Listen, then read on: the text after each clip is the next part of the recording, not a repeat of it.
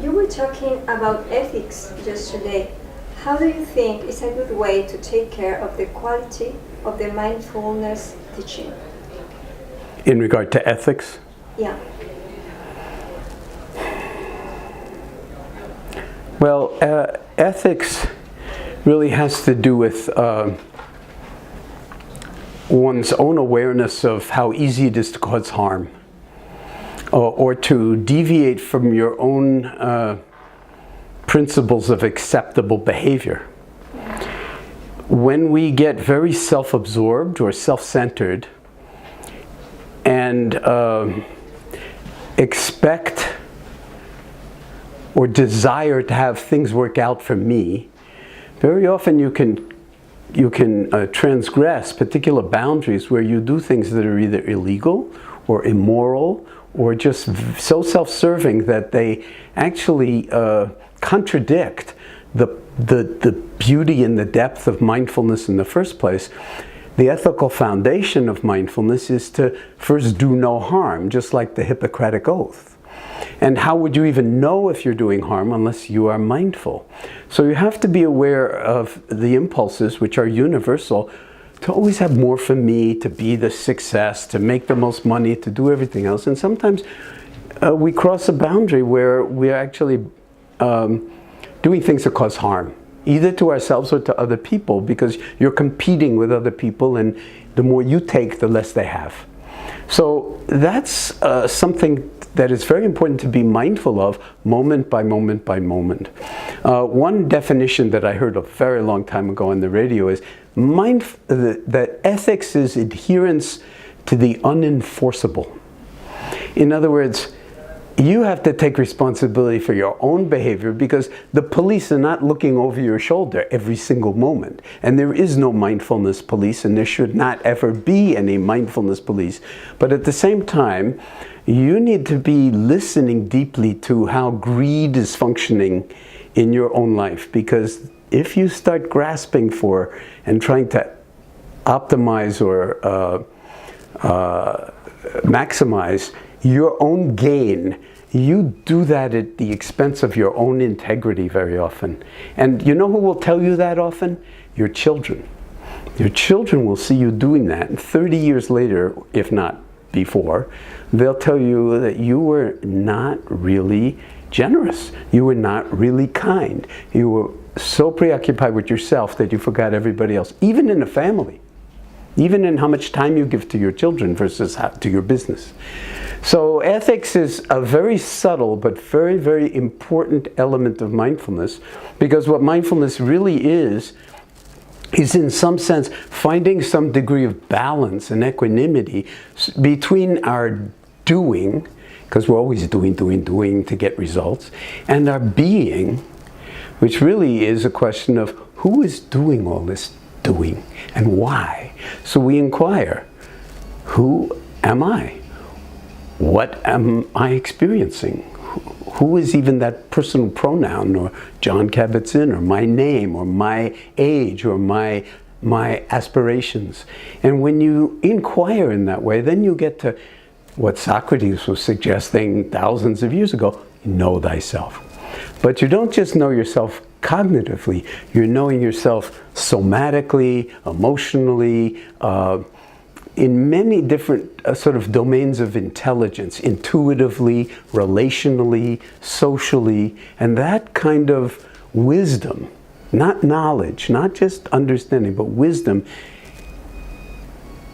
creates a condition for greater health and well-being in yourself, and actually in your family, and in your work, and in all other aspects of life. So it does, and people talk about it and study it, lead in some sense to that well-being leads to a sense of deep satisfaction or happiness, but it's not happiness for me anymore. It's a happiness in a kind of collective experiencing of the beauty of nature, the beauty of life, and also the suffering, and how we devote ourselves to, in some sense, alleviating the suffering and elevating well-being in others. Does that make sense to you? It was a long answer, but it's a very deep question. Well, how come you talk more with the more Buddhist terms or words than before? You mean yesterday in my talk? Like Dharma. Because mindfulness is getting so important. I think it's imperative that we know what it is. And I keep having to say that I did not make it up.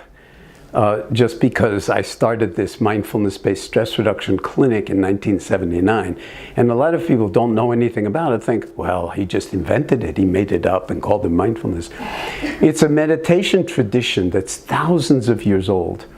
And the more people are drawn to it, whether they're psychologists or scientists or entrepreneurs or business people, if they don't know what it really is, then they're going to make up what it is. They're just going to use the word mindfulness because it's so popular, but it won't have any relationship to the mindfulness that I'm talking about. And that was important to me from the beginning. It's not like I just discovered at one point that it was the heart of Buddhist meditation. When I was 21 years old, I learned that, and I practiced in various Buddhist traditions with, various Buddhist teachers for 20, 30 years. I still practice with those teachers. But one of the things that I came to understand is that the Buddhism, the mindfulness, the heart of Buddhist meditation is about attention, it's about awareness, it's about kindness, it's about compassion. It's not about Buddhism. It's about being human. There's nothing particularly Buddhist about attention. Everybody can pay attention. Teachers want their kids in the classroom, their students to pay attention. Awareness is the result of paying attention, and you know things, but not just conceptually in a way you didn't if you're not paying attention, because you don't apprehend, you don't comprehend, you don't understand. So, and then kindness. You don't need Buddhism for kindness. You don't need Buddhism to help with other people, which is the core of compassion.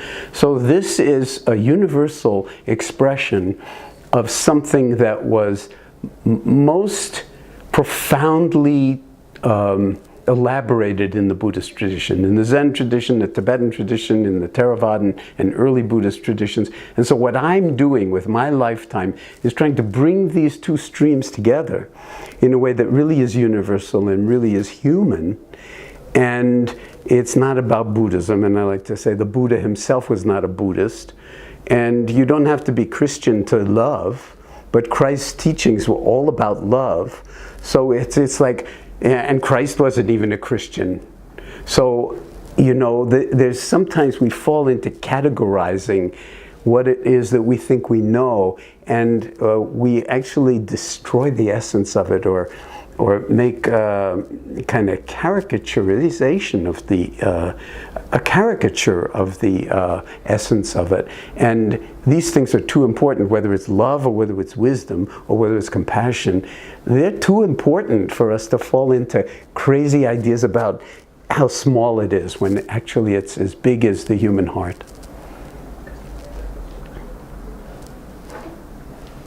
Am I talking too much? No, you never talk too much. Do you think, is it possible to live awake? Live awake. Yeah, of course. Are we awake in this moment? Yeah, but then the next moment we might go back to sleep. So we have to continually cultivate that. It's like going to the gym to exercise, The benefits don't just happen in the gym. You work out in the gym for an hour a day, or running out in the street, or playing tennis, or whatever. And then those benefits are good for the rest of the 24 hours, or even beyond. So if you meditate for like a little bit during the day, a half hour or 20 minutes, or because it's not really about time, it's about how willing you are to be in the present moment, then you're already awake. To a first approximation, you might think, well, I'm not that awake, I am still anxious, I'm still depressed, I don't feel like the Buddha at all. It's not a problem. It's your awareness. That's what mindfulness is. Your awareness is already perfect. The problem is we don't get any experience in actually learning how to inhabit and rest in our awareness because we're so busy being carried elsewhere by our thinking. And once you realize that, you come back right away. Thinking's not a problem. You just see your thoughts go by and you just come right back. And you do that 50 billion times, lovingly, and over time you gradually cultivate what was talked about yesterday, equanimity, calmness in the face of the craziness of life, the stress of life, the pain of life, that's all unavoidable. But how you are in relationship really makes a huge difference in how much you will suffer, and it also makes a huge difference in how much you are willing to actually be kind and help other people. So there's no downside to mindfulness. Nobody suffers from mindfulness as long as it's authentic, as long as that's basically what I'm talking about, and not some kind of collapsing of mindfulness into a simple, say, relaxation technique or some kind of mantra for success that you're calling mindfulness, or for that matter, turning mindfulness into just a commodity that you sell in the marketplace. Or the last one. Scientific studies show that compassion and gratitude are related to happiness. Is it possible to cultivate them? Of course, yes. It is definitely possible to cultivate compassion and gratitude. And the way you do that is by bringing awareness to gratitude. A lot of the time, the only reason we're okay is because someone else has cared for us. I mean, every single one of us came out of the body of a woman. Nobody, as far as I know, has ever come out of the body of a man. So gratitude for just the level of investment that your mother put into you before you were even born, that's huge, that's huge. And other people who have cared for you or taken care of you or helped you at your work or in any way, shape or form, or just gratitude that today the sun is shining, the leaves look beautiful, the air is cool. I mean, this is how we live our lives from moment to moment, with a sense of well-being, a sense of appreciation is like gratitude for that. Even in some sense, gratitude for the unpleasant, for the suffering, because nobody escapes this life without some degree of suffering. And when we look around the room in the MBSR classroom, and we have 30 people in the room, everybody has some kind of serious physical disorder or problem or disease, and you have, let's say, heart disease or something like that, or you've had a heart attack. You look around the room and you see one woman with breast cancer and one person with another kind of cancer, and then 5 people with terrible chronic pain conditions, and then one woman who might be paralyzed from the neck down in a wheelchair and unable to move arms or legs. You look around the room and you say, maybe it's okay that I have what I have, that I have my heart disease. I certainly don't want to have what he has or she has. And everybody's teaching each other. Even the person who's paralyzed doesn't want to be in anybody else's life, because you come to realize that you still have your life. You may not even have your body all the way down, but you're still a whole human being. This is not only wisdom, it's a kind of liberation from the mental prisons that we create for ourselves, and that I talked about in my talk yesterday, quoting Albert Einstein, who used that image of these mental prisons. So yes, it's very, very possible to cultivate gratitude, to cultivate compassion, to cultivate present moment awareness. And that's why all these people are here. These people are all here at this conference to help develop vehicles where this can happen in hospitals, that this can happen in universities, that this can happen in primary schools, that we're actually elevating humanity or restoring humanity to its full capacity of multiple intelligences, embodied in how we carry ourselves moment by moment by moment, because the present moment is the only time we can carry ourselves, the only time we can appreciate love or gratitude or anything. It's all we have. One last question. Yesterday I was very touched when you said that we are all complete. we have all our resources. Yes. I'm having some difficulties there. So is it possible to train that as well with the maybe with the metta meditations or? Yeah, I mean there are an infinite number of doors into that room. You're already complete, so you don't need anything. You don't need metta. You don't need mindfulness. All you need to do is wake up. Oh, I'm sorry. So. Yes, it's quite possible to actually develop loving kindness, compassion, and realization of the beauty of others in the present moment. That's what this practice is all about. But actually, when you really understand what the practice is, life is the practice. Every single moment is the practice. It's not like I'm doing some special meditation. My talking to the camera, for me, is part of the meditation practice. And why am I doing this? You say, well, what is my motivation? Why am I talking to so many journalists when I'm at this conference? Because this is a love affair, and what I feel is part of my responsibility is if the journalists are interested in mindfulness, then my job in some way, and my responsibility, is to try to articulate it in a way that your readership and the people watching this will go, wow, that touches me in some deep way. I'm not going to just say, oh, okay, I'm going to actually investigate how I might reconnect with my own life in a particular way. And the message that you're already whole, you're already complete, you're already perfect, it's true.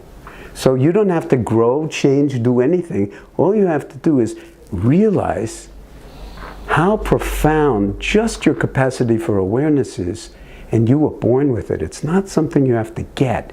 It's something you have to remember that it's possible to connect with, to access. And in order to access it, because we're so distracted and so caught up in our phones and in the future and in the past, we need to exercise this muscle of mindfulness so that we keep remembering we're already okay, we're already whole. We don't have to improve on ourselves because it's not possible to improve on perfection, including the imperfections that you'll come up with in your mind that you're not really any good and so forth. But your awareness of that is already perfect. So even deepest Buddhist meditation practices, like in the Heart Sutra and Vajrayana, meditative traditions of China and Japan and Korea and so forth, they're very, very clear about it. There's no place to go, nothing to do, nothing to attain. And when you, even for a moment, drop in on that, then actually all attainment is possible. This is the paradox of that. By cultivating being, all doing is possible. And it becomes really important doing. If you just do without the being, you don't know what you're doing, you don't know who's doing the doing, and it usually winds up creating suffering. You're welcome. Thank you very much.